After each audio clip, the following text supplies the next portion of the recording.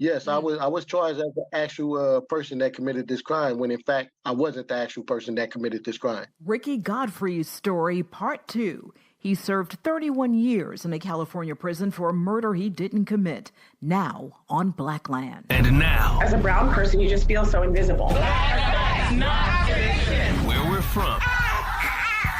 Brothers and sisters, I welcome you to this joyful day. We celebrate freedom. Where we are. Get on the ground! I know someone heard something. And where we're going. We the people means all the people. The Black Information Network presents Blackland with your host, Vanessa Tyler.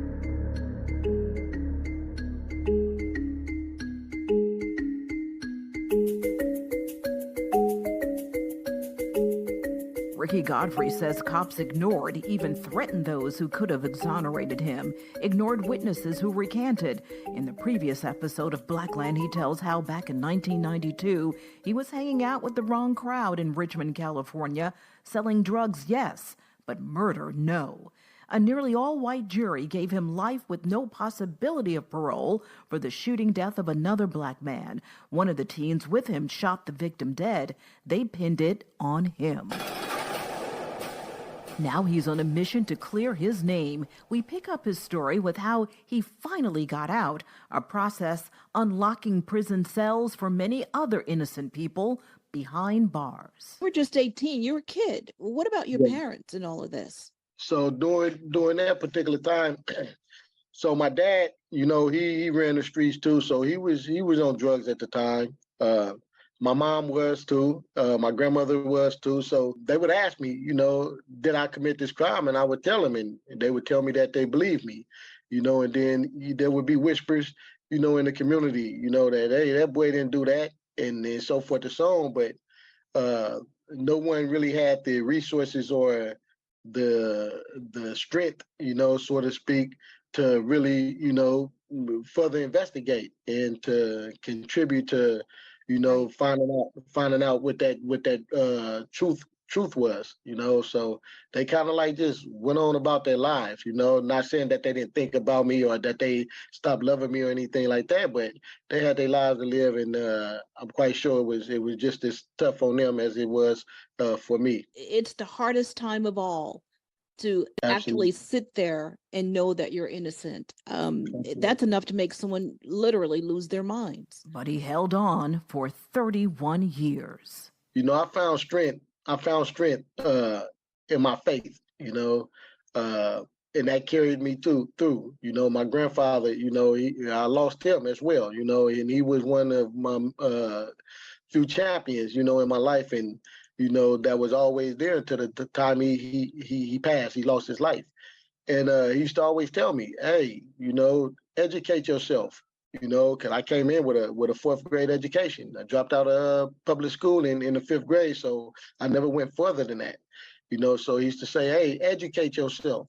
They can have your body, but they can't have your mind. And I eventually set out to get my GED, and I eventually set out to get my paralegal diploma.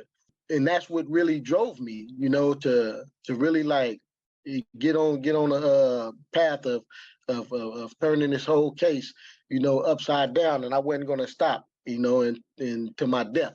My beautiful wife, she stood beside me. She stood beside me, for 10 years. And was this someone, your wife, did you meet her while you were behind bars? Yes, 10 years ago. So I met her through her cousin. And from that point, she really wasn't interested in, dating no one who was incarcerated, particularly especially no one that had a life without the possibility of parole sentence, who was claiming that they were innocent, you know what I mean? But as time progressed and, I began to show her the case, and she began to read the case, and seeing what I was talking about, it became clear to her that I'm innocent of this crime. Not only am I innocent, but they played a dirty game in formulating that wrongful conviction. So it became clear to her, and she became a champion in this pursuit of justice. We are speaking with Rickey Godfrey in one of his first interviews after being left to rot in a California prison for life. It's an uphill battle, but thanks to the like of Community X, Chloe and her team, Portia Taylor from FTIO, Prison from the Inside Out, they were instrumental in assisting me. Jamila Land, from ASAP organization. Sophia Jackson, these people were instrumental in facilitating a real good support team, for me. And I am forever grateful for that. Also joining us, we're glad to have the CEO and founder of Community X, Chloe Cheyenne. Chloe, welcome. Hi, Vanessa. Thanks for having me. Boy, Chloe, Ricky's story. It's a story we hear a lot. What's going on? I think that the mass incarceration issue in this country is still yet to be resolved. The law is not applied evenly and equitably to everybody who lives here. And so, unfortunately, you see many instances, like Rickey Godfrey's case, where you have an innocent person behind bars for multiple decades of their life. And so I think the question for us is not only how do we start to decarcerate the population, but how do we compensate and make things right for people who are innocent and have spent the majority of their lives in prison? Because a big part of Ricky's case that I don't think we covered here is that we're actually asking for the conviction to be dropped from his record, and for the parole to be dropped as well, because again, we're looking at somebody who's completely innocent. So it doesn't make sense for him to have a record if he was innocent, and it doesn't make sense for him to be on parole if he was innocent and he's already served his time. Compensation. Let's talk about that a little bit. How likely are people who are put behind bars innocently to be compensated? How much? I know some states have caps. What's that process like? It's not an easy process by any means, and it's not an immediate thing either, which, from our perspective, it very well should be. The moment that people are, who are wrongfully convicted, the moment they're released from prison, realistically, as a part of that release, they should be immediately receiving compensation as they go to re-enter into the society that they should have never been taken out of. So it's a process, and it's not easy. It is complicated. And because of that, organizations like mine, Community X, and like Portia's Prison from the Inside Out, have to work together to actually create, us private citizens have to work together to create reentry funds for people like Rickey, so that when he does get released from prison, he's not totally, left out to dry. How is it to find employment? I know Rickey mentioned his situation, that the transition wasn't that bad, but that's unusual. Usually, sometimes it's very difficult. The stigma's still there.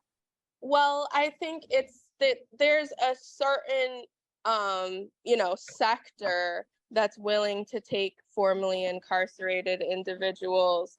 But those jobs, as Rickey was saying, don't pay well, and they don't have great benefits. And so, this is, if you really think about Rickey's case, he has been in prison for the majority of his working life. And so how much, how do you quantify the missed opportunity and the missed salary of 31 years of somebody's life? So to experience that kind of loss, and then to come out into, the marketplace as a formerly incarcerated person, as he said, making $20 an hour. Yes, the opportunities are there, but they're nowhere near sufficient to be able to A, make up for that loss, and B, sustain and build, a healthy and comfortable life after prison. Many states have this ban the box laws, meaning the box on applications that ask about criminal history. Has that helped at all? And now you're seeing enough states with that law. I think in places like California, it has helped to some extent.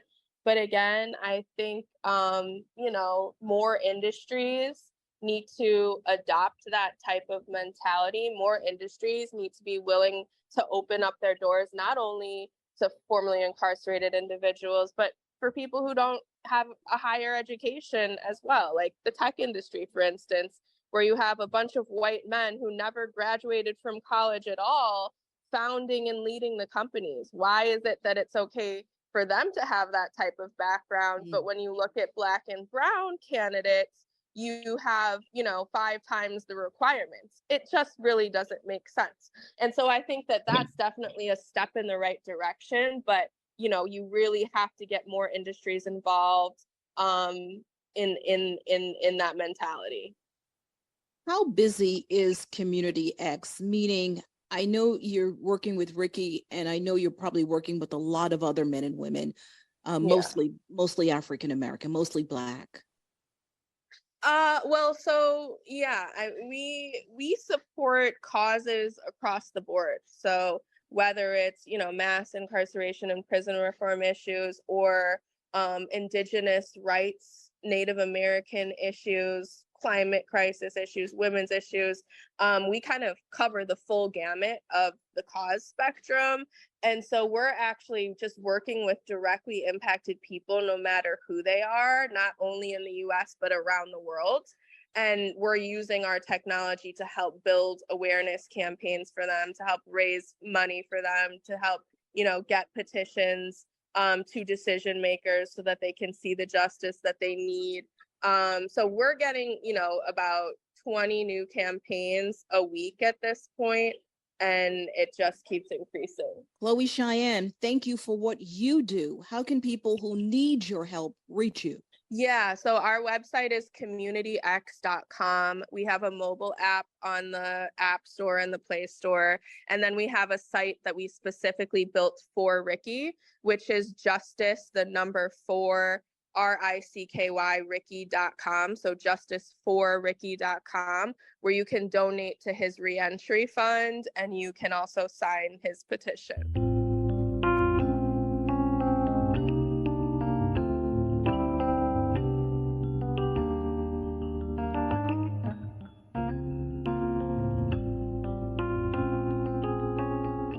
Did you always know you were going to get out, even after 29 years, 30, 31? Did you always know you would get out? I always knew I would get out. I never lost that vision. I never lost that attitude. I always knew that I would get out. And the reason is because I didn't do anything. So I knew that I would get out. I just didn't know exactly when I would get out.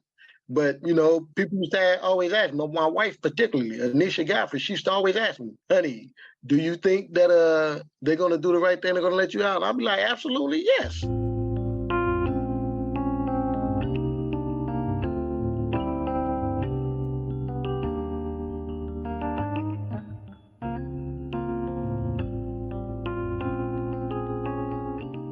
I say when they don't get to make the decision, God get to make the decision. So I led and I believe with that. You know what I mean? And I always felt that the day would come. Like I said, I just didn't know exactly when that day would come. Now with the fresh air of freedom and a new life, Rickey Godfrey at 49 makes up for the seconds, minutes, hours, days, months, years, decades of the 31 years spent on the bad side of the wall. I'm Vanessa Tyler. Join me next time on Blackland.